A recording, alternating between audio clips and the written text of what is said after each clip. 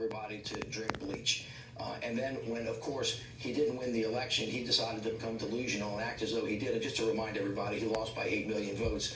And his idea of leadership was, in fact, to incite an insurrection. And when the mob went to the Capitol and for the first time put a Confederate flag in that sacred space and were threatening to kill his vice president, he sat back and literally did nothing. Now, he's also, if you can imagine this, decided to actually be worse and to do more. So when he was given an opportunity by Time Magazine to say, what would you do different? He said, well, I was too nice, I'm going to be meaner. And so our strategy, again, is just to tell the truth about who he was, what he has done, what he is going to do now, which, of course, you all have heard about it because you've talked about it. He's now talking about asking the country to give him immunity to take SEAL Team 6 and assassinate his political opponents. I mean, this is cuckoo land stuff.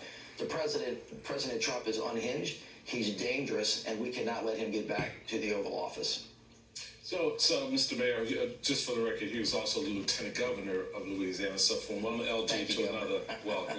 It's always good to see you, bro. Thank you. I want to play up more because I think it's important, and I love the way you started the conversation, noting the importance of this weekend.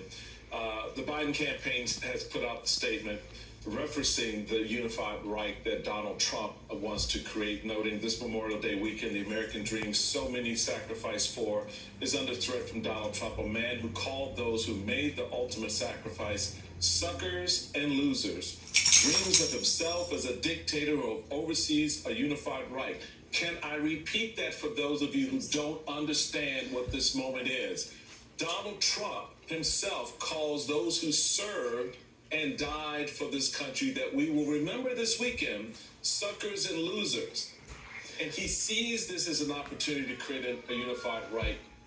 How important, everything else, everyone's talking about the economy and gas prices, all that's important. Then let's talk about what people are feeling on that front.